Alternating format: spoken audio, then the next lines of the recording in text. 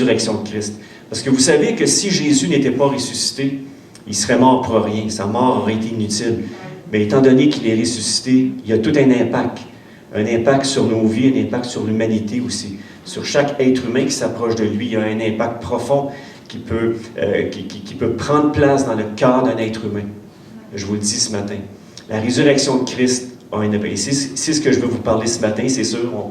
On y va avec cette fête qui est tellement importante que vous savez, aujourd'hui, on a commercialisé, si on veut, la fête de Pâques, et puis on a pris des tapons de chocolat, et puis on a mis ça dans des moules, on a mis les tapons de chocolat dans des moules pour en faire des lapins, toutes sortes de formes en chocolat.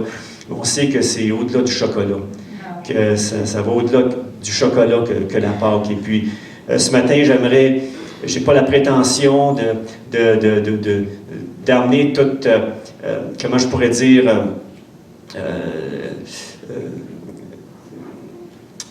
j'ai pas cette prétention de vous amener un message ce matin, comment je pourrais dire, avec la sagesse humaine ou avec la sagesse du langage, mais avec une démonstration du Saint-Esprit ce matin, tout simplement, les paroles qui vont sortir de cette parole-là, la Bible, qui est la vérité, et cette vérité-là change nos cœurs et transforme nos vies. Vous savez, souvent dans nos vies, dans nos cœurs, nous prenons des fois des mensonges pour des vérités.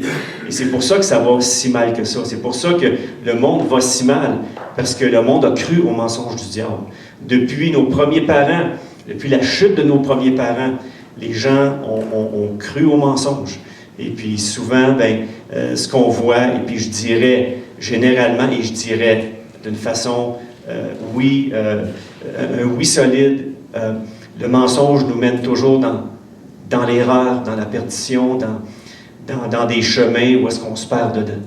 Ça, c'est la réalité. Mais la vérité en Jésus-Christ, Jésus qui est le chemin, la vérité et la vie, nous conduit dans ce sentier-là qui mène jusque dans la vie éternelle, dans l'éternité avec lui. Et que la vérité nous rend libres et que la vérité met en lumière les mensonges qui se sont incrustés dans nos cœurs et dans nos vies, année après année. Donc, laissons la vérité de la parole ce matin venir faire son travail. Amen. Donc, Seigneur, je veux juste te remercier pour ta parole ce matin, qui est la vérité d'un couvert à l'autre. Et merci que les paroles, les versets que nous allons lire au tableau, sur les télévisions ce matin, vont vraiment pénétrer les cœurs, faire en sorte que ça va être comme une épée quelconque à double tranchant qui va venir séparer ce qui a besoin d'être séparé du bon et du mauvais, dans le nom de Jésus. Et Seigneur, que le mauvais puisse être rejeté de nos vies et que Seigneur, tu puisses nous sanctifier au travers, nous purifier au travers de ta parole ce matin. Amen. Comme une eau pure qui vient nous purifier ce matin. Amen. Amen. Yes! Fait que j'y vais. Fait que je vais m'installer. Je vais prendre 30 secondes pour m'installer comme il faut. Fait que combien est-ce qu'il y en a qui sont contents d'être là ce matin? Amen. Combien est-ce qu'il y en a qui ne sont pas contents d'être là ce matin? Je n'entendrai pas. On est tellement contents d'être ensemble. Et puis, c'est une bénédiction. Ah oui, c'est vrai. Avant d'aller plus loin, j'aimerais qu'on puisse prier pour Adrien. Adrien, il est à l'hôpital présentement. Il s'est ramassé à l'hôpital. Et puis, c'est sûr, je sais que c'est André qui est allé le reconduire. Là. Et puis, j'aimerais qu'on prie vraiment pour lui. Et puis la semaine prochaine aussi, je vais avoir d'autres annonces à faire. Je ne voulais pas comme trop remplir ce matin, mais il va y avoir d'autres annonces aussi à faire la semaine prochaine. Mais pour ce matin, je pense qu'une des priorités, c'est de prier pour notre frère Adrien, de prier pour lui. J'aimerais qu'on prie pour notre jeunesse aussi. Qu'on prenne le temps de prier, puis après ça, on va avec la parole de Dieu. Est-ce que vous êtes d'accord avec moi? On va directement dans le livre saint. Donc, Père éternel, ce matin, on vient à toi, et puis Seigneur, on veut juste monter devant ton trône de la grâce, notre frère Adrien. Que ton royaume vienne, Seigneur, que ta volonté soit faite, et dans le nom de Jésus, nous te prions pour sa guérison, nous te prions pour que le chirurgien puisse débloquer ce qu'il a débloqué dans ses vaisseaux sanguins, et Seigneur, qu'il soit libre de pouvoir ensuite te servir et avoir une meilleure qualité de vie. Père, dans le nom de Jésus, nous te prions dans ce sens. Nous te prions pour une guérison.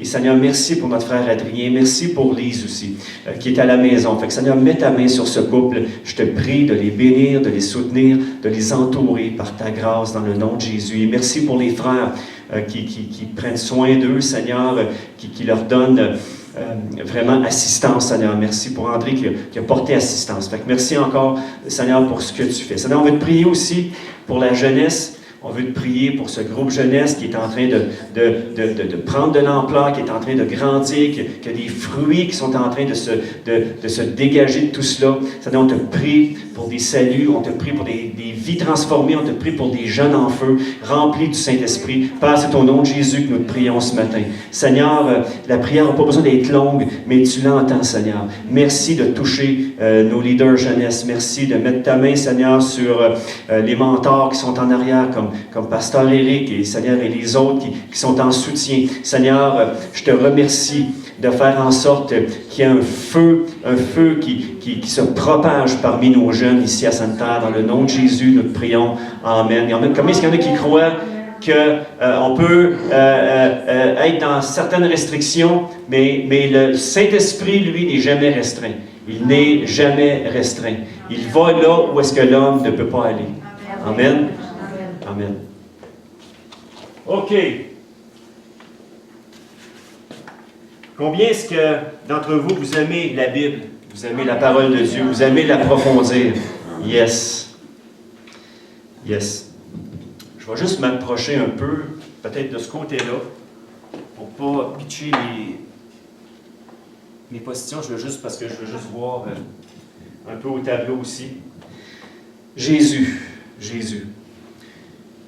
Vous savez, quand je vois cette image-là, puis écoutez, je pourrais vous poser la question. Quand on voit cette image-là, c'est comme, OK, Jésus, il a mangé toute une volée comme jamais aucun être humain a mangé, je pense, sur cette terre. Parce que, vous savez, la réalité des choses, la réalité physique et spirituelle de ce qui se passait à la croix, et on va en glisser quelques mots ce matin. Ce qui se passait, et ce matin, on célèbre la Pâque. Vous savez, Jésus a été crucifié, justement, dans cette fête-là de Pâques. Et ça a toute une signification. Vous savez, l'origine de la Pâque, ça remonte à quelques 1500 ans avant Jésus-Christ, quand Moïse et le peuple juif, lors de la dernière, de la 10e plaie, qui était la plaie où est-ce que l'ange de la mort passait pour ramasser tous les premiers-nés. Pour ceux qui connaissaient la parole de Dieu, mais je ne vais pas trop rentrer en détail là-dedans, mais l'origine de la Pâque, c'est de là. Où est-ce que Dieu avait demandé à Moïse, dit au peuple d'Israël de prendre un agneau sans tache, un agneau, et de prendre le sang de cet agneau-là pour le mettre sur les linteaux de la porte. Et quand l'ange de la mort allait passer, bien, ceux qui avaient vraiment fait ce que Dieu avait dit, de mettre le sang sur les linteaux qui représentent en réalité la croix, parce que si on regarde les linteaux de la porte, en réalité, ça forme une croix, où c'était le présage de la croix de Jésus. Et puis, vous savez, chaque personne, chaque famille qui avait mis ce sang-là sur les linteaux avait été épargnée. Et puis Jésus, juste pour faire ce cours ce matin, Jésus a été l'agneau immolé. L'agneau immolé, sans tache, pour chacun de nous. Le sang qui a coulé sur la croix a été versé pour chacun de nous, pour la rémission et le pardon de nos fautes. Et ça, on va en parler ce matin.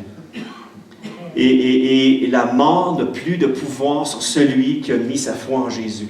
Je le répète, la mort n'a plus aucun pouvoir sur celui qui a mis sa foi en Christ, qui a cru, qui est devenu une nouvelle créature. Hein? La Bible nous dit que celui qui a cru, celui qui croit en Jésus, donc celui qui croit, qui entend, qui croit, a le pouvoir de devenir enfant de Dieu par la puissance du Saint-Esprit, tout simplement. Ça ne se fait pas d'une façon d'un homme. C'est tout simplement le Saint-Esprit qui vient faire de nous une nouvelle créature à cause de Jésus, à cause que dans notre cœur, nous reconnaissons que sans Jésus, nous sommes pécheurs, des pécheurs perdus et voués pour l'enfer, tout simplement. Mais Jésus nous a épargné la mort et l'enfer pour l'éternité à cause de cette mort-là. Ce que vous voyez à l'écran, ces meurtrissures. Et Isaïe 53 nous dit, c'est par ces meurtrissures que nous sommes guéris. C'est par ces meurtrissures que nous avons été guéris, nous dit Pierre. Pierre dit, c'est déjà quelque chose qui est fait, qui est accompli. Par le sang de Jésus, nous pouvons avoir le pardon de nos fautes. Même le pire des pécheurs peut trouver grâce au pied de la croix de Jésus. Ouais, tout simplement d'ouvrir son cœur à Jésus et dire, Seigneur Jésus, viens dans ma vie. Je suis pécheur puis j'ai besoin d'être pardonné de mes péchés. That's it, that's all. La Bible nous dit dans Romains chapitre 10, versets 9 et 10, ça nous dit, celui qui confesse de sa bouche le Seigneur Jésus, qui croit dans son cœur que Dieu l'a ressuscité d'entre les morts, sera sauvé. Car c'est en croyant du cœur qu'on parvient au salut. Amen. That's it, that's all. On n'a pas besoin, tout a été fait à la croix. On n'a pas besoin de rajouter à ce que Jésus a fait parfaitement à la croix du Calvaire. Amen. On n'a pas besoin d'en rajouter. Et Jésus veut toucher ton cœur ce matin. Et peu importe ce que tu vis, peu importe ta réalité, donne ton cœur à Jésus. Puis je te dirais, ça presse. Parce qu'il revient bientôt. Il revient bientôt. Si aujourd'hui tu entends sa voix, dis oui à Jésus. Résiste pas. Pâques, le triomphe total de la croix, un triomphe total. Au point de départ, ça paraissait être une défaite. Et l'ennemi se frottait les mains. Mais ce qu'il ne savait pas, c'est que Dieu avait le pouvoir de ressusciter Christ d'entre les morts. Parce que Christ était parfait. Il n'y avait aucun péché en lui. Et la mort ne pouvait pas retenir Christ. Et par la puissance de Dieu, Christ est ressuscité. Amen. Et il vit encore aujourd'hui. Donc, à Pâques, le triomphe total de la croix. On va regarder un premier verset ce matin. Ensemble, on va aller au verset suivant. Je pense que j'ai perdu. Mon technicien a été enlevé. Je ne sais pas si c'est le seul qui était enlevé. Puis on est resté ici, là. Juste, ou peut-être qu'il est parti aux toilettes. Ouais, c'est ça, il est enlevé. Carl est enlevé. C'est bon. Juste aller au point suivant. Il est là, fiou. On pensait que tu avais été enlevé. Yes. Colossiens, chapitre 2, versets 13 et 15. Ça nous dit ce matin, mais ça nous dit dans la parole tout simplement, oui, vous étiez morts à cause de vos fautes. On était morts. Spirituellement, on était dead, morts, finis. On était voués à l'enfer. La colère de Dieu demeurait sur nous. Pas parce que Dieu ne nous aime pas, mais la colère de Dieu demeure sur ceux qui vivent dans la rébellion. Et dans Romains, c'est très très clair. Romains, les premiers chapitres, est très clair là-dessus.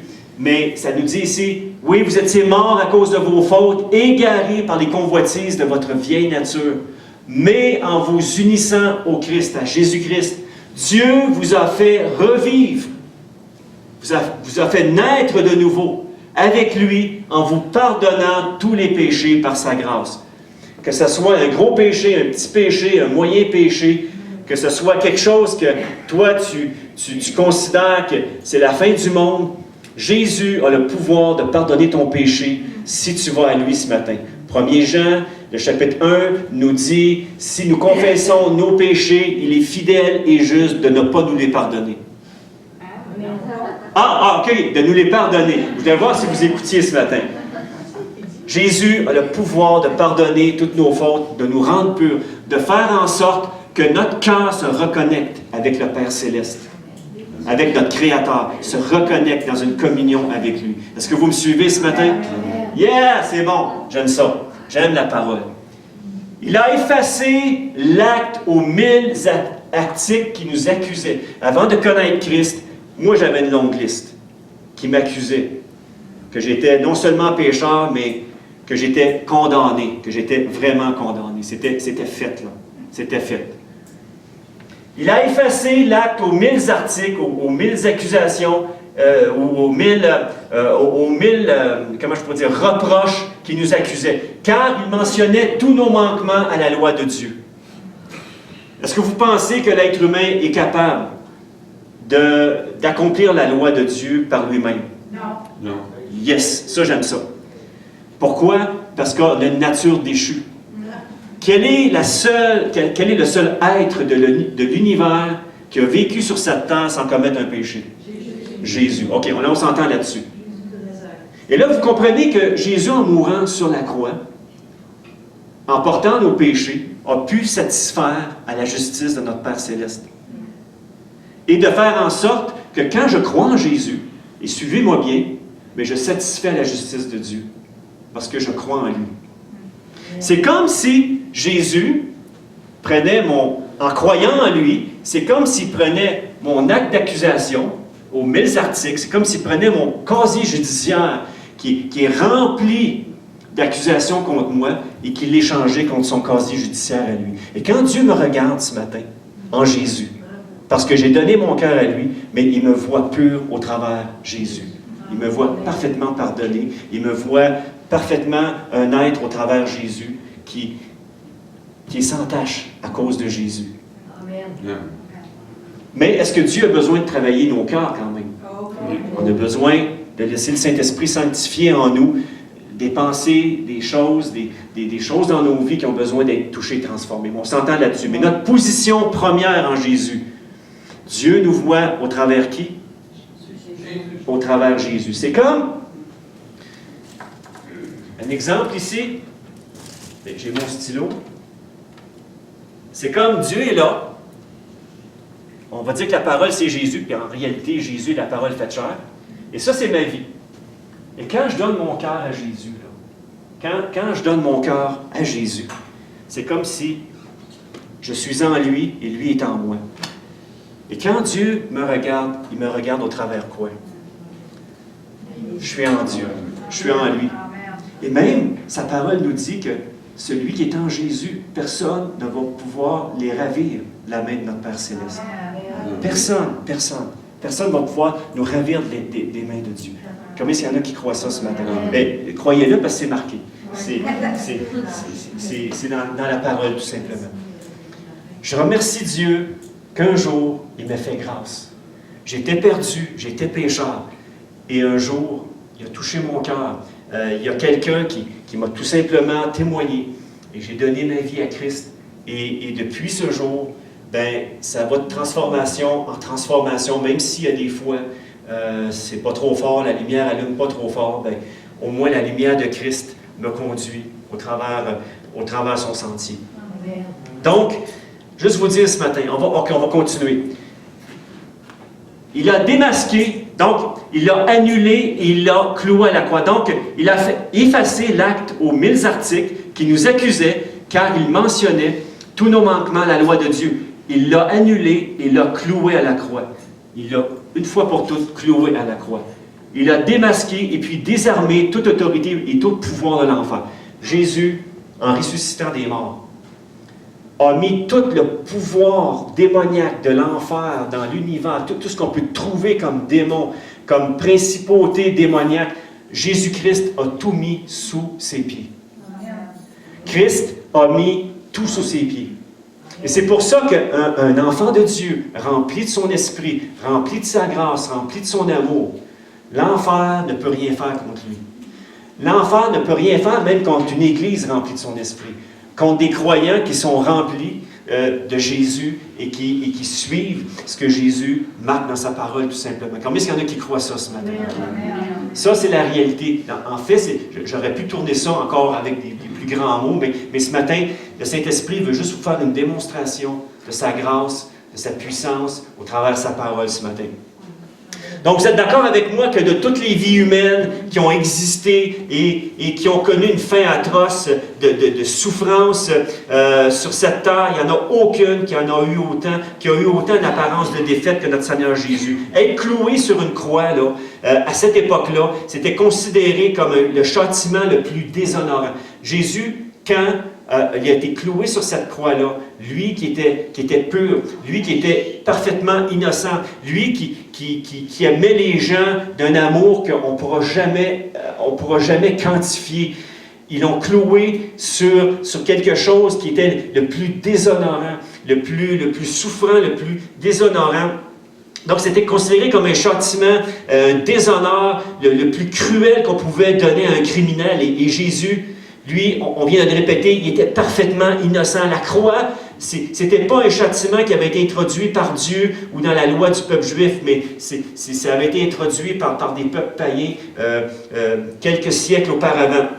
Donc, vous savez qu'à l'époque du Nouveau Testament, ce sont les Romains qui administraient l'exécution par crucifixion comme moyen de condamnation à mort. Et la loi romaine ne permettait pas qu'un citoyen romain meure par crucifixion, excepté des crimes perpétrés directement contre César. Donc, les Romains appliquaient généralement ce châtiment-là aux esclaves, aux hommes libres coupables ou à des crimes plus atroces. Mais Jésus, lui, il n'a rien fait, et puis il a vécu ce qu'il y avait de plus atroce. Puis je crois en tout cas, là, dans les châtiments qu'on peut attribuer à un homme, j'en ai pas trouvé de plus atroce jusqu'à présent.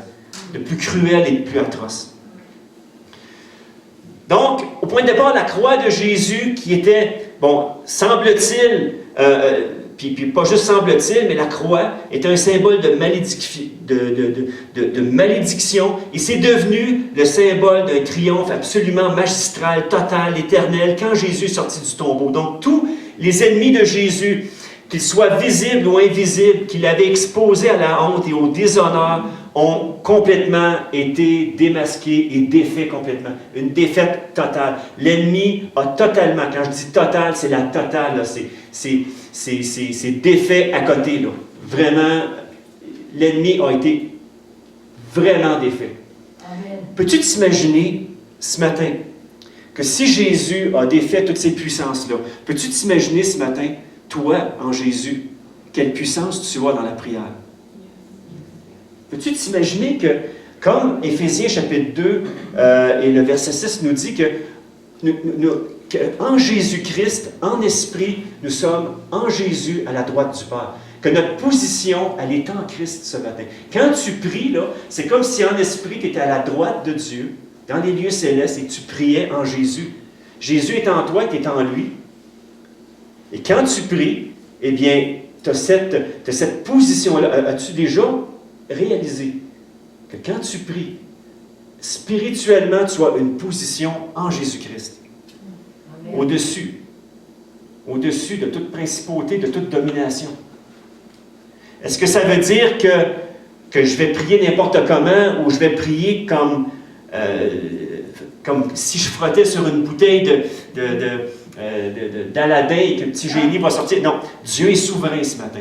Moi, si nous prions selon sa volonté, selon son esprit, je peux vous dire que Dieu répond 100% à nos prières. Quand nous prions selon sa parole, selon son esprit, selon sa souveraineté à lui, parce que Dieu fait les choses quand il veut, comme il veut et de la façon qu'il veut. Est-ce que vous êtes d'accord avec moi? Donc, il y a un profond respect de soumission de nos cœurs. Mais si nos cœurs sont soumis à Christ, si nous marchons par l'Esprit ce matin, et si nous prions par le Saint-Esprit, il n'y a aucune de ces prières-là que Dieu n'exaucera pas. Amen. Parce que c'est fait par l'Esprit. Et le Père, le Fils et l'Esprit sont d'accord ensemble. Ils sont un, ils sont Dieu. Amen. Amen. J'aimerais déclarer en ce matin de Pâques que cette fête, c'est beaucoup plus, comme on a dit tantôt, qu'un gros tapon de chocolat qui fait des lapins dans des moules. C'est beaucoup plus que ça. La Pâque représente la mort et la résurrection d'un seul et unique, Jésus-Christ, le roi des rois, le Seigneur des seigneurs, qui a tout mis sous ses pieds et qui désire que tu lui donnes son cœur, ton cœur ce matin. La Pâque représente un tombeau qui est encore vide aujourd'hui. La Pâque, ça représente la vie éternelle qui est à notre portée maintenant, en Jésus-Christ. La Pâque, ça représente notre seul espoir où tout devient possible en Jésus-Christ. Tout devient possible. Est-ce que je peux entendre un amen là-dessus? Vous avez le droit de parler. Maintenant, la question est, le fait que Jésus soit mort et ressuscité, quel impact ça a sur notre vie aujourd'hui? Quel impact ça peut avoir dans ta vie à toi, dans ta famille, dans ta communauté? Quel impact le fait que Jésus soit ressuscité, quel impact que ça a aujourd'hui? Donc, pour moi ce matin, comme la mort et la résurrection de Jésus peuvent arriver OK, comment, OK, l'autre question, c'est comment la mort et la résurrection de Jésus peuvent arriver à résoudre mes problèmes. Mes problèmes interpersonnels, mes problèmes spirituels, mes problèmes physiques, mes problèmes familiaux. Comment la mort et la résurrection peuvent arriver à résoudre mes problèmes. Donc, la difficulté majeure, puis ça c'est au quotidien, la difficulté majeure, le dénominateur commun de tous les habitants de cette planète, sans exception, c'est que tous ont péché et sont privés, sont déconnectés de la vraie réalité de la présence de Dieu. C'est ça la vraie chose. Jésus-Christ, en mourant et en ressuscitant, vient de donner l'espoir à toute la race humaine que la race humaine peut trouver le salut en Jésus-Christ, peut trouver la vie éternelle, vous pouvez trouver votre destinée en Jésus. Parce que si vous êtes sur cette terre ce matin, c'est parce que Dieu vous a destiné à un but bien précis. Chacun de vous, Dieu vous a destiné à quelque chose de bien précis.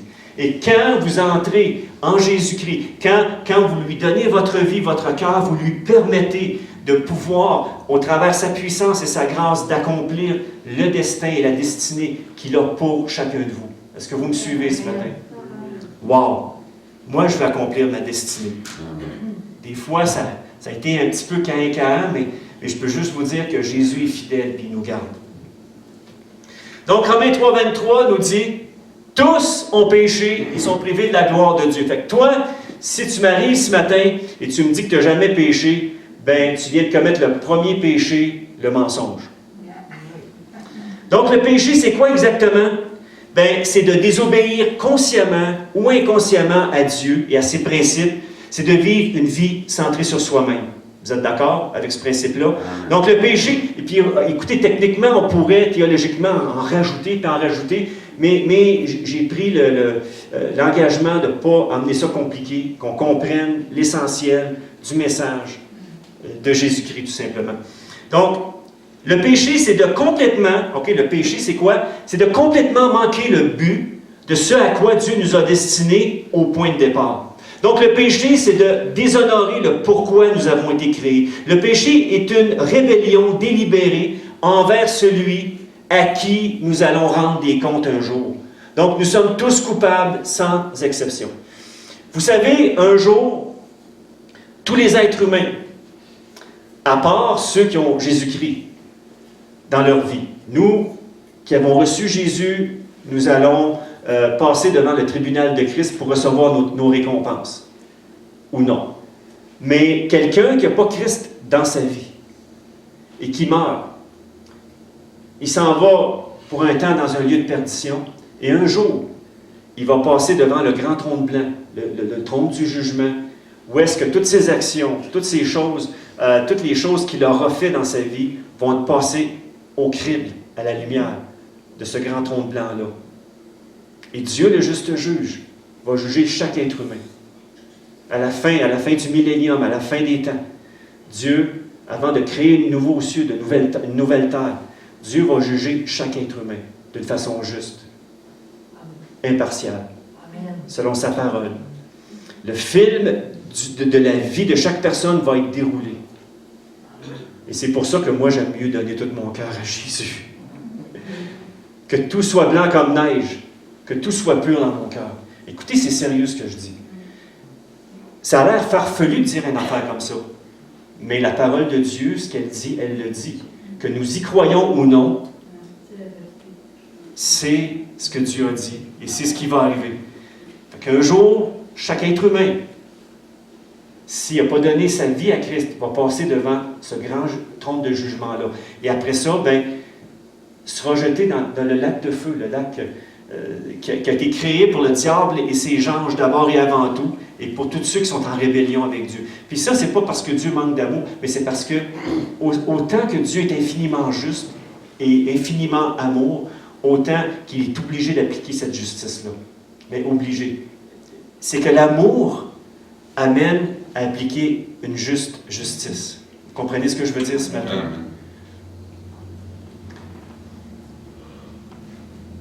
Donc, avouons-le franchement, ce matin, nous avons tous la difficulté à obéir aux 10 commandements et aux principes de Dieu que Dieu a inscrits dans notre conscience. Vous êtes d'accord avec moi? Donc, est-ce qu'on a de l'humilité ce matin pour admettre les faits suivants? Qu'on a déjà compté des mensonges ou des demi-vérités? Hey! OK, c'est bon. On a déjà compté des mensonges, là. Aïe, aïe, aïe. Non, je ne veux pas vous forcer, mais écoutez, je suis le premier des pécheurs, comme dirait Paul. Qui a déjà commis un vol, ne serait-ce qu'un paperclip ou voler un stylo? OK, c'est bon. Il y en a qui sont honnêtes. Sois béni, Denis. Qui a déjà pris le nom du Seigneur en vain? Dire des choses... ouais, OK. Ça m'est déjà arrivé aussi. Surtout avant de connaître Jésus. Ensuite, qui a déjà convoité des choses avec ses yeux qu'il sait qu'il ne faut pas qu'il regarde? On est honnête. Merci pour votre honnêteté. Ça va toucher vos cœurs ce matin. Amen. On va lire ensemble dans Matthieu chapitre 5, 28. Il dit, « Eh bien, moi, je vous dis, si quelqu'un jette sur une femme un regard chargé de désir, c'est-à-dire, je ne veux pas détailler ça, vous savez ce que ça veut dire. Bon, c'est ça. Il a déjà commis l'adultère avec elle dans son cœur. Juste déjà de regarder avec nos yeux. Fait que, combien c'est déjà arrivé de regarder quelqu'un, puis mettons que... Ouais, OK, c'est bon. Merci. Bon, écoutez. Combien est-ce qu'il y a d'entre vous, vous êtes honnêtes? OK, c'est bon. C'est bon. Mais ça, c'est pour moi, c'est cette question-là. C'est bon. Donc, je pense que ce matin, on n'a pas besoin d'amener davantage d'exemples supplémentaires. Donc, la réalité, c'est que nous sommes unanimement tous condamnables d'avoir fait tout ça. Et même plus. Puis, je ne veux pas entrer dans les détails parce que ça ne sert à rien d'entrer dans des choses qui ne glorifient pas Dieu. Donc, en plus, nous ne sommes pas capables de respecter les standards de Dieu et nos propres standards. Donc, même par nos propres forces, quels sont ceux qui avaient déjà pris des résolutions au jour de l'an, dire, ben là, je fais ma liste de résolutions, et puis que ça ne dure même pas quelques heures. Tu fais ta liste de résolutions, puis 3 heures après, tu fais le contraire de ta résolution. Combien est-ce qu'il y en a? L'être humain n'est pas capable d'accomplir la loi de Dieu. Il y en a juste un qui l'a fait, et c'est Jésus-Christ. Amen? Vous me suivez ce matin? Yes. Donc, c'est impossible à notre chair, à notre être humain, d'y arriver tout seul. Ça nous prend une aide extérieure à nous-mêmes. Ça nous prend quelqu'un qui est sorti vainqueur de toutes ces choses et qui vient nous aider dans nos faiblesses. Et qui est celui qui peut nous aider à accomplir ce que Dieu désire que nous accomplissions. Quel est celui-là de très important? Jésus. Jésus est le seul qui est capable de m'aider dans mes faiblesses, qui est capable de briser les chaînes dans ma vie, de mauvaises habitudes, etc. Quels sont ceux d'entre vous que présentement vous êtes aux prises avec des mauvaises habitudes, puis que là, vous criez au Seigneur de changer cela? Moi, Dieu travaille mon cœur constamment. Les mauvaises habitudes, ça peut être une foule de choses, de la moindre importance à des choses qui sont plus graves aussi. Mais quels sont ceux que vous êtes conscients que ça prend la grâce de Dieu, que ça prend le Saint-Esprit en nous, que ça prend vraiment la présence de Dieu dans nos vies pour nous aider à être ce que Dieu veut que nous soyons? Vous êtes d'accord avec moi? Fait que là, jusque-là, on s'entend. Donc, est-ce qu'on réalise l'impact de Jésus, de ce qu'il a fait à la croix? Juste ça. Juste ça, ce que je viens de partager avec vous ce matin. Le fait que nous ayons une grâce qui nous aide à glorifier Dieu. Qu'on a le Saint-Esprit qui nous aide. Jésus, il a dit dans Jean 15, il dit, sans moi, vous ne pouvez rien faire. Même le fait de porter du fruit, ça ne tient qu'à notre relation avec Dieu et du fait que le Saint-Esprit nous aide à porter du fruit. Le fruit pousse, et c'est l'Esprit en nous, le Saint-Esprit, qui fait que ce fruit se grandisse. L'amour, la paix, la joie, la patience, la bonté, la bienveillance envers les autres. La fidélité, qui est cette aptitude à faire confiance aux autres. La douceur, la maîtrise de soi. Dans tous les domaines, quand on parle de maîtrise de soi, c'est pas juste au niveau de la nourriture ou de la boisson, des choses comme ça. La maîtrise de soi, c'est dans tous les domaines. Au niveau de la colère, au niveau Le Saint-Esprit vient m'aider à reprendre sous moi. Quand quelqu'un est sur le point de me faire péter les plombs, je dis « Au secours, Seigneur ». Est-ce qu'il y a des fois, il y a des gens, ça peut être vos enfants, ça peut être quelqu'un à côté de toi, qui des fois, connaît ton piton sensible, puis qui est capable de peser dessus, et que là, des fois, tu as envie de péter les plombs. Quels sont ceux-là? Yeah. OK, c'est bon, c'est bon. Mais la grâce de Dieu, le Saint-Esprit en nous, peut nous aider à ne pas péter les plombs et à réagir autrement. C'est-à-dire qu'au lieu de réagir, d'être réactionnel, que nous agissions comme Jésus agirait. Puis de dire des choses comme Jésus voudrait qu'on les dise. Combien il y en a qui croient qu'on est capable en Jésus? Qu'en Jésus, on est capable d'y arriver. Yes! Yes! Ensemble, en Jésus, on va y arriver. Amen. Donc, nous sommes tous répréhensibles, nous avons tous péché. Personne ne peut accéder à la présence glorieuse de Dieu. Et à la base, sans Jésus, sans son pardon, sans sa grâce, nous sommes complètement déconnectés de Dieu et de sa réalité. Et même plus que ça, on est perdu. Sans Jésus, ce matin, on est perdu. Et c'est ça la merveilleuse nouvelle de Pâques, dans ce message-là, c'est que Christ est ressuscité. Christ est ressuscité le 3e jour, un dimanche, et c'est le pourquoi que nous faisons nos réunions le dimanche, parce que Christ est ressuscité un dimanche. Et merci Jésus pour ce que tu as fait pour nous. Merci de cette réalité-là qui est là pour chacun de nous, que nous avons accès et que chacun de nous sommes au bénéfice. Donc, de cette grâce-là, de ce pardon-là, de cette présence de Jésus-là dans nos vies, on est au bénéfice de la grâce de Dieu. Et on a accès à cette grâce-là. Et on a accès au trône céleste de Dieu à cause de Jésus, qui est la porte, qui est le chemin, qui est la vérité, qui est la vie, qui est la résurrection. Il faut que je pourrais en mettre et en mettre et en mettre. Amen. Amen. Donc pour moi, c'est ça Pâques. C'est une réalité d'une nouvelle vie, d'un nouveau recommencement qui peut prendre place dans ta vie aujourd'hui. Dieu peut changer ton cœur, ta vie, peut changer ton cœur right now. Le cœur dur de pierre que tu as, il peut le mettre un cœur de chair, un cœur sensible à son esprit, sensible aux autres et qui est capable de regarder avec ses yeux. Moi, là, ce que je prie constamment, Dieu, aide-moi à regarder les autres avec tes yeux. Aide-moi à avoir des oreilles, un regard de compassion comme toi tu as. Aide-moi à avoir un regard de discernement envers les gens autour de moi, envers les circonstances, comme toi tu l'as, Seigneur. Amen. Et puis, vous savez, le seul secret que j'ai trouvé, c'est de venir dans sa présence, c'est de passer du temps avec lui, de passer du temps dans sa parole. C'est la seule chose que j'ai trouvée. Je trouve ma source en Jésus. Je trouve ma source dans sa parole. Je trouve ma source en lui seul. En lui seul. Et au travers mes frères et mes sœurs qui sont aussi un encouragement pour moi. Que Dieu se sert pour m'encourager. Est-ce que vous êtes encouragés ce matin?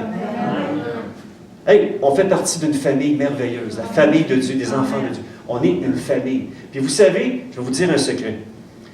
La famille des enfants de Dieu, je vais vous dire bien souvent, puis je dirais généralement, quand on est frères et sœurs en Jésus, les liens sont beaucoup plus forts que les liens de sang entre frères et sœurs de sang.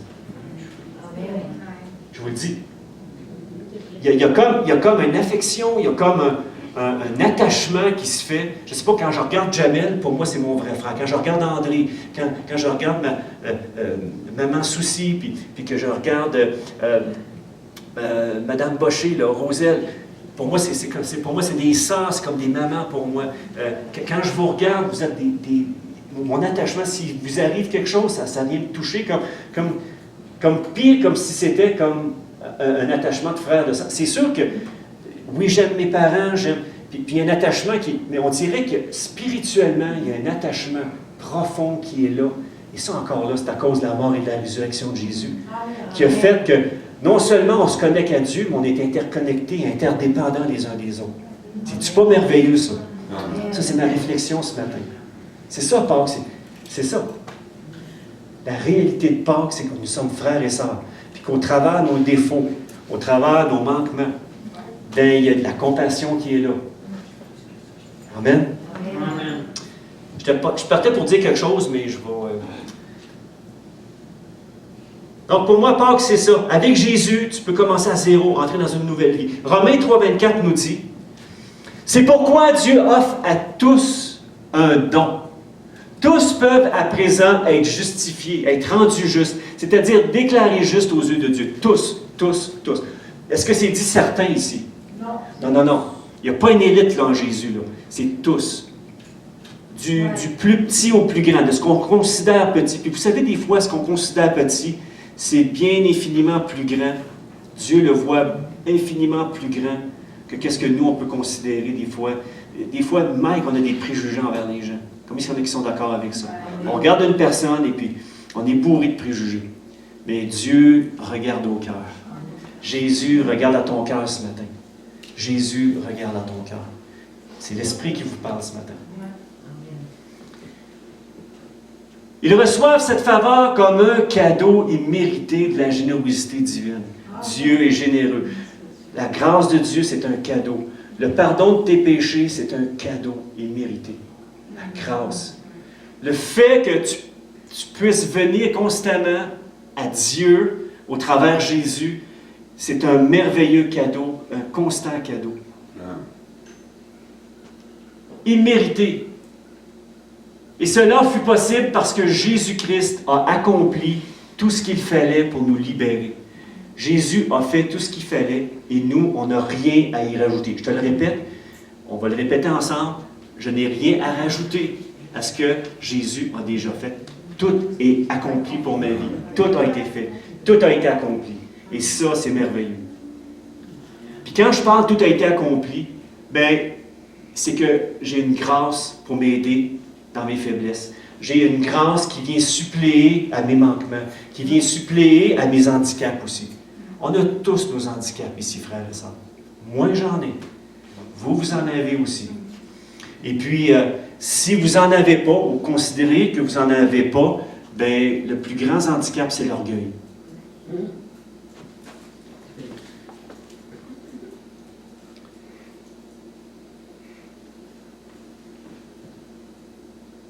Donc, Jésus-Christ a accompli tout ce qu'il fallait pour nous libérer parce qu'il s'est donné lui-même en rançon pour tous. Il s'est donné lui-même en rançon pour chacun de nous.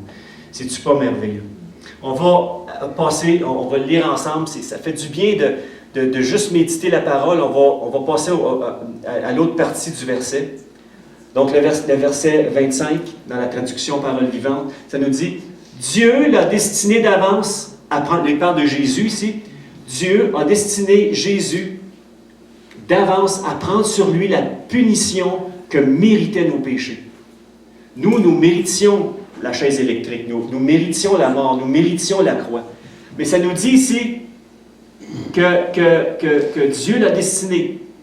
En mourant sur sa croix sanglante, Jésus était la victime offerte pour nous en sacrifice, qui nous purifie et nous rend la faveur divine.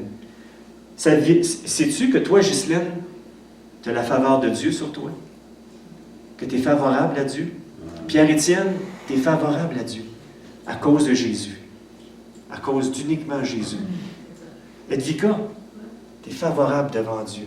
Quand Dieu te regarde, il te regarde avec faveur. Et quand il regarde Edvika, il dit « Ça, c'est ma fille. Je l'aime, puis je veux lui donner... » Hein? Tu ne l'as pas mérité, mais prends-le. Prends son amour ce matin. Puis, il dit, Edvika, il te regarde, j'ai des projets pour toi que je suis en train de mettre en place pour ta vie. Puis regarde, là, je suis en train de faire ci, je suis en train de guérir ça, je suis en train de faire ça, ça, ça. Je suis en train de toucher tes enfants. Puis, regarde, là, j'ai quelque chose pour toi. Puis je te laisserai jamais, jamais, jamais. La faveur de Dieu est sur toi. La faveur de Dieu est sur chacun de vous ce matin. Ça, j'aime ça, parce que c'est la vérité. La faveur de Dieu, son salut, sa grâce est sur nous. C'est-tu pas merveilleux? Je pourrais faire « mais écoutez, ça fait « rah » dans mon cœur, mais c'est comme j'ai tellement cette reconnaissance, ce remerciement dans mon cœur. Merci Jésus d'avoir fait ça pour nous autres. On va continuer. Tous ceux qui croient que Jésus est mort pour eux, qui placent leur confiance dans le sang qu'il a versé pour leur salut, ont accès à cette grâce. Ont accès à cette grâce. Amen. Tu as accès à cette grâce ce matin.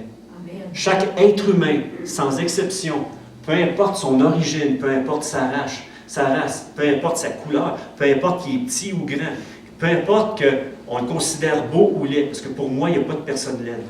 On a été créés comme Dieu nous a créés. Fait que c'est toujours beau ce que Dieu crée. Amen. That's it, that's all. Vous êtes d'accord avec moi ce matin? Amen. Nous, on considère des personnes qui sont plus belles ou plus laides à cause de certains critères placés par notre monde, par le courant de ce monde, par les pensées de ce monde. Mais il n'y a pas personne de laid ici. On est tous de merveilleuses créatures que Dieu a placées sur cette terre pour un but bien précis, pour un accomplissement bien précis, comme Jésus l'a fait. Et dans le fond, on n'est pas plus grand que le Maître. Le Maître est venu accomplir le plan de Dieu sur cette terre pour nos vies. Nous avons à accomplir un plan pour Dieu, pour les gens qui nous entourent aussi.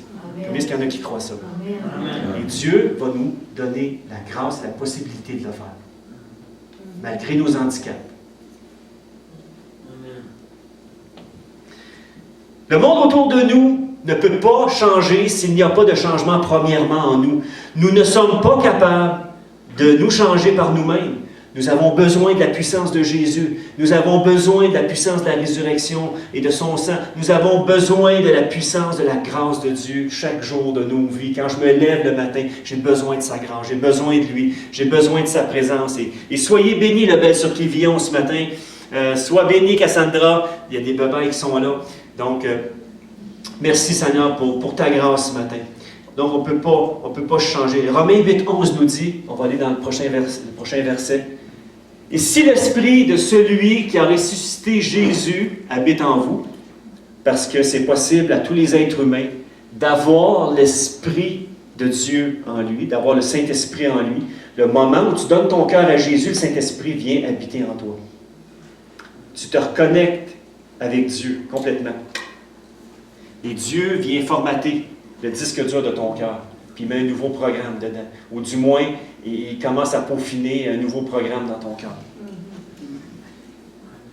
Celui qui a ressuscité Christ rendra aussi la vie à votre corps mortel par son esprit qui habite en vous. Yes. Jésus a vaincu la mort.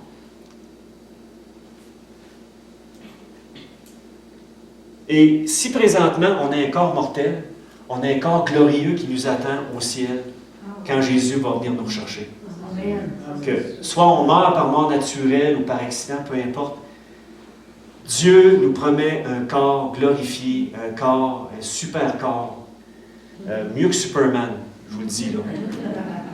Mieux que Superman, un corps glorifié. Amen. Et ça fait partie de la résurrection de Jésus. Parce que quand Jésus est ressuscité, et quand moi j'ai cru en Jésus, je suis ressuscité avec lui en nouveauté de vie. Vous savez, la signification du baptême, vous savez c'est quoi? C'est d'abord et avant tout, c'est quand je rentre dans les eaux, eh bien, je meurs à mon ancienne vie, et quand je ressors des eaux, le symbole, c'est que je ressuscite avec Christ en nouveauté de vie. Je suis une nouvelle créature, avec les projets de Dieu maintenant dans ma vie. Est-ce que vous me suivez ce matin? Amen. Donc, la puissance de Dieu est disponible pour changer celles et ceux qui désirent réellement changer et qui réalisent qu'ils ne sont pas capables de changer par eux-mêmes. Puis je vais vous dire, vous êtes d'accord avec moi, que toutes les fois que vous avez essayé de vous changer vous autres-mêmes, à chaque fois que j'ai essayé de me changer moi-même, je n'ai jamais été capable. Ça a toujours été un échec. J'ai toujours besoin d'un plus fort que moi. Et ça fait partie des principes aussi, des alcooliques anonymes, c'est de reconnaître que sans Dieu, je suis cuit, je suis fait. Je suis fait. Il faut que je reconnaisse que j'ai besoin de Dieu dans ma vie, que j'ai besoin de lui pour vivre. Oui ou non?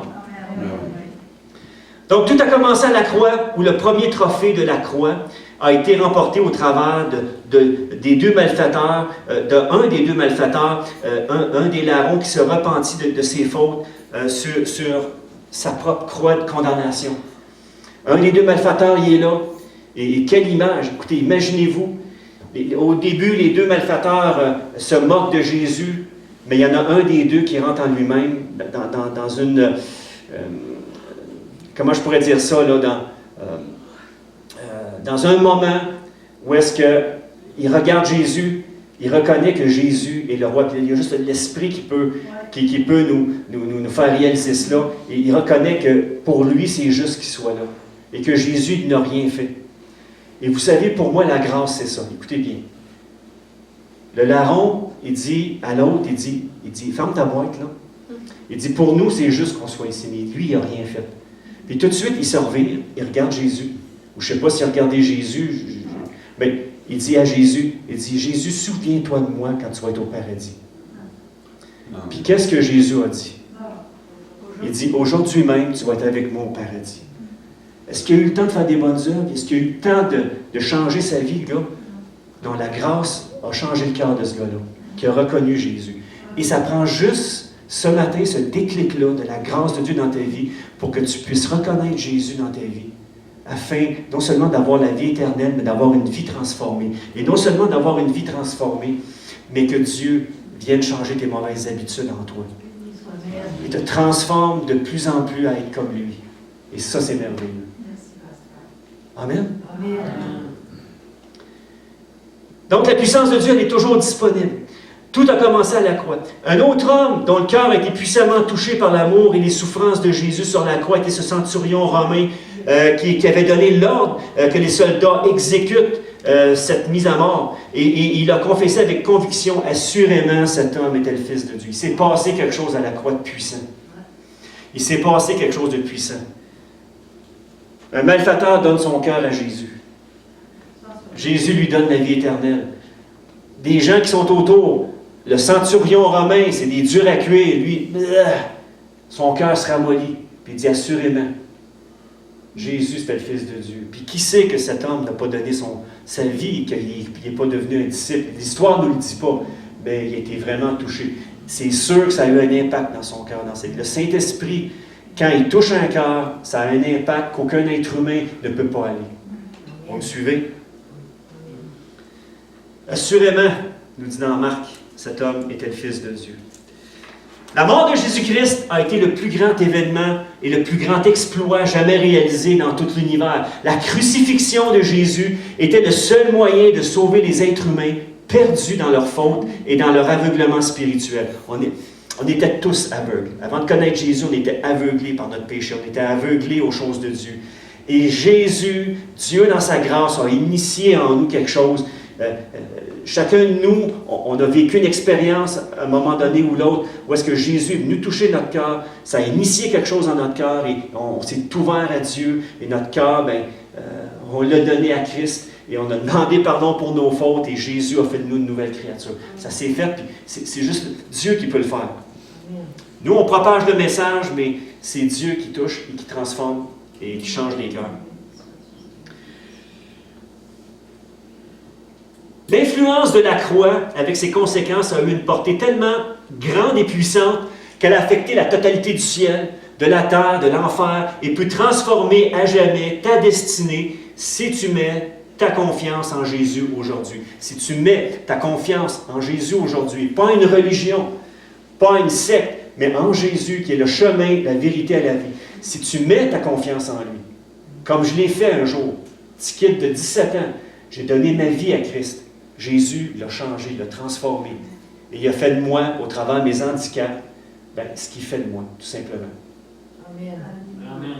Un simple messager par sa grâce qui amène sa parole. Et que sa parole touche les cœurs. Amen. L'influence de la croix, avec ses conséquences, c'est une portée infiniment grande. Quelqu'un a dit que l'ampleur du péché et de l'échec total de l'homme a démontré l'absolue nécessité que Jésus, le roi de gloire, devait mourir sur cette croix à notre place comme rédempteur. Rédempteur, ça veut dire celui qui a la capacité de pardonner nos fautes. Okay? C'est ça que ça veut dire. Ça prenait quelqu'un de parfaitement juste pour venir se substituer à chacun de nous qui étions perdus, profondément injustes et destinés à la perdition éternelle. Et je le répète, c'est comme si on était dans le couloir de la mort, à quelques jours de notre exécution sur la chaise électrique ou les seringues, là, ou les injections létales. Puis on est à quelques jours, puis là, Jésus vient et dit, je vais prendre ta place. Sors, puis là, tu es OK. Sors de là, puis je vais prendre ta place. Puis là, Jésus t'explique pourquoi tu es là. Là, tu t'apprêtes à mourir. Là, Jésus vient et dit aux autorités, il dit, gars, moi, je vais prendre sa place. Mettons que ça aurait la capacité de faire ça. Dans le fond, Jésus, c'est ce qu'il a fait. C'est que Jésus est entré dans notre couloir de mort. Il a ouvert la porte de notre prison. Il est entré là-dedans, puis il a pris notre place. Il nous a fait sortir en toute liberté. C'est ce que Jésus a fait. Quelle grâce! Quel amour! Écoutez, on ne peut pas jouer avec ça. C'est tellement sérieux. C'est tellement sérieux. Ce matin, c'est tellement sérieux. Tellement sérieux. Je te le dis avec le cri du cœur, Jésus a pris ta place.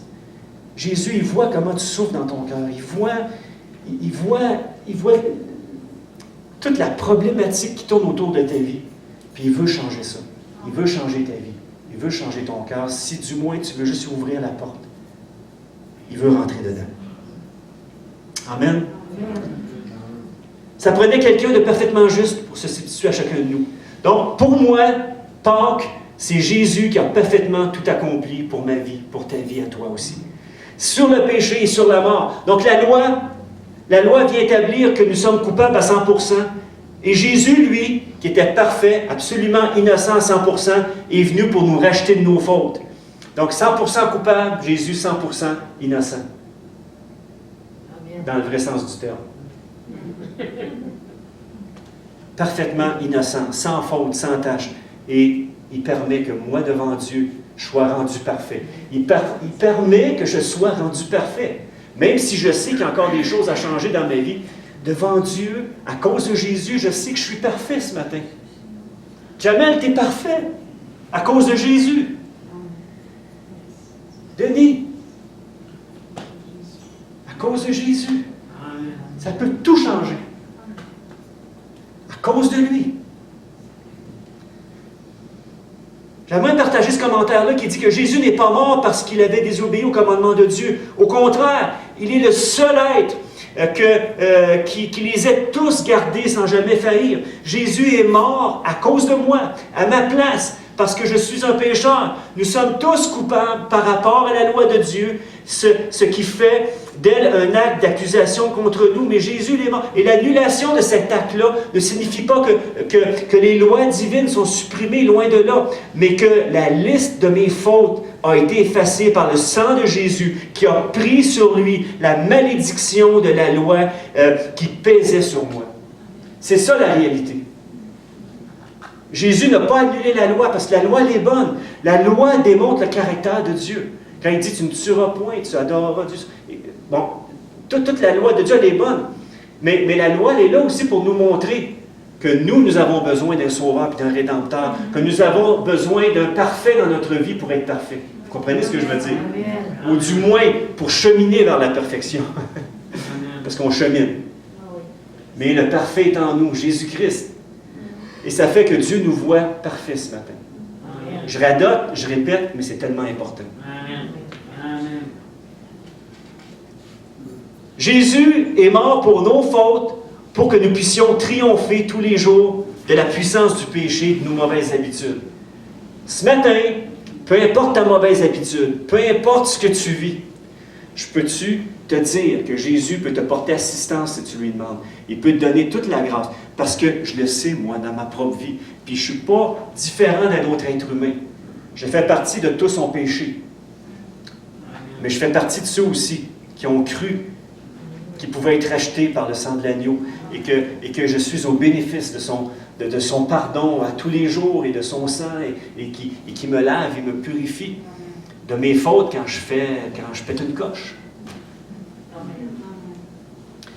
Si certaines de tes mauvaises habitudes dominent encore dans certains endroits de ton cœur, de ta vie, cours ce matin vers Jésus pour qu'il te libère. Laisse Jésus briser les chaînes qui t'empêchent d'avancer avec lui et dans la destinée qu'il a prévue pour toi. Si tu te sens paralysé ce matin, va à Jésus et demande à Jésus d'enlever de ta vie ce qui te paralyse, ce qui t'empêche. Demande-lui ce matin. Demande-lui. Danny, Jésus, il t'aime pas à peu près. Ça, je peux te le dire. Il t'aime pas à peu près. Puis je sais que tu es ici parce que dans ton cœur, tu le cherches. Amen. Puis tu vas le trouver. Amen.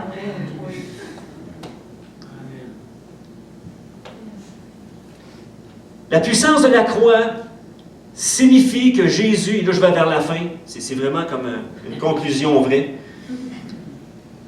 J'ai pas de conclusion. Des fois, il y en a qui disent « Ah, je finis. » Non, moi j'ai pris l'engagement aussi. Si je dis c'est une conclusion, c'est une vraie conclusion. Je me suis repenti de faire des conclusions de pasteur. Maintenant, ça va être une conclusion de pas à cette heure. C'est ça. OK. Donc, lors de la crucifixion de Jésus, au-delà de ce que l'œil humain pouvait percevoir, une œuvre grandiose se réalisait. Dieu accomplissait son plan pour sauver l'humanité en lui procurant tout le nécessaire pour son salut. C'est ça, Pâques, la résurrection de Jésus. C'est que nous avons le nécessaire pour marcher avec lui. Nous avons la grâce suffisante. Nous n'avons aucune excuse de dire « je ne suis pas capable ». Avec Jésus, on est capable. Quand on fait ce qu'il nous demande, tout simplement. Amen. Il nous donne la grâce. La croix, c'est le plus grand acte d'amour jamais déployé pour l'humanité. C'est le plus grand acte d'amour. Et le prochain message que je vais apporter, c'est notre premier amour. Je ne voulais pas l'amener ce matin, parce que j'aurais tout gâché. Mais ça fait des semaines, Seigneur, le premier amour. Qu'est-ce que ça signifie, le premier amour avec toi? Qu'est-ce que ça signifie? On a plein d'idées là-dessus. Théologiquement, on a plein d'idées. Mais écoutez, Dieu est en train de profondément toucher mon cœur et je me fais brasser royalement. Fait il va y avoir un message qui s'en vient là-dessus prochainement. Donc, la croix, c'est le plus grand acte d'amour jamais déployé pour l'humanité. Donc, premièrement, c'est un acte de rédemption. Donc, on va aller au premier point. On va rester là. Un acte de rédemption. Donc, la rédemption, c'est quoi? C'est que Jésus a entièrement subi le châtiment que nous méritions à cause de notre transgression. C'est ça la rédemption en Jésus. Donc, c'est la mort. Donc, il a pris la mort sur lui. Jésus a pris la mort. Jésus, même, je vous dirais qu'en quelque sorte, il a tué la mort. Puis en croyant en Jésus, bien, c'est comme si on tue la mort dans nos vies. La mort qui nous rendait la mort, puis qui nous emmenait dans ce châtiment-là éternel, Jésus l'a vaincu complètement, cette mort-là. Il y a eu la mort de la mort. Donc la mort. Donc il nous a libérés de l'esclavage. Peu importe ton esclavage ce matin. Il nous a libérés de l'esclavage du péché et de toutes nos habitudes de dépendance qui peut te tenir enchaîné ce matin. Peu importe c'est quoi. Il peut te libérer de ça. Ensuite, le pardon. Dieu peut maintenant effacer la peine qu'on méritait. Dieu peut l'effacer complètement. Ensuite, la propitiation. C'est quoi, c'est la propitiation? Ça, c'est un terme employé dans l'Ancien Testament, où est-ce qu'il prenait un agneau sans tache, une fois par année, et souvent le sacrificateur répandait le sang sur l'autel. Et puis là, ben, les péchés, ça satisfaisait à la justice de Dieu, et la colère de Dieu était apaisée. Les péchés du peuple étaient pardonnés à cause de cet agneau-là. Donc la propitiation, ça représente le sacrifice de Jésus qui est l'agneau. On aurait pu parler de l'agneau de Dieu ce matin. Jésus a été vraiment l'agneau parfait de Dieu. Un seul sacrifice qui vient remplir tous les autres sacrifices. Jésus est vraiment... Donc la propitiation représente le sacrifice de Jésus qui a parfaitement satisfait à la justice du Père et lui a permis de nous pardonner. Qu'est-ce qui fait que Dieu peut nous pardonner? C'est à cause de Jésus. C'est ça la propitiation. C'est que Jésus... Toute la colère de Dieu, tout le péché du monde a été sur Jésus. Comprenez-vous ce que je dis ce matin? Toute la colère de Dieu a été sur Jésus. Et qu'est-ce qui fait que ça satisfait Dieu aujourd'hui? Bien, c'est à cause de Jésus, à cause de son sacrifice. C'est ça la propitiation. Ça représente le sacrifice de Jésus qui a parfaitement satisfait la justice du Père et lui a permis de nous pardonner. Puis pendant un temps dans l'éternité, le Père s'est détourné du Fils et le Fils a dit « Papa, pourquoi m'as-tu abandonné? » Mais c'est le moment où est-ce que Jésus prenait tout sur lui. C'est le moment où tous nos fardeaux, tous nos péchés. Puis vous savez, Jésus a été de toute éternité avec le Père. Imaginez la souffrance. L'expression « Père, Père, pourquoi m'as-tu abandonné? » Ouf! Écoutez, on pourrait, ce serait une prédication en 5 semaines juste là-dessus. Ensuite, la justification, grâce au sacrifice de Jésus. OK?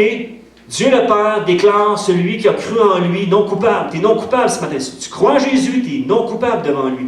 Même si parfois il nous arrive de commettre encore des fautes au cours de notre vie sur terre, nous sommes déclarés justes devant Dieu. Et le sang de Jésus nous lave, nous purifie de tout péché. Si tu admets des fautes, il les pardonne. C'est fini, c'est fini, c'est oublié. C'est effacé. Disque dur complètement effacé, là. Tu ne peux même plus aller essayer de sauvegarder tes données. C'est effacé, là. Effacé. Nous sommes déclarés justes devant Dieu. Cette déclaration a une portée légale et éternelle. C'est légal et éternel devant Dieu.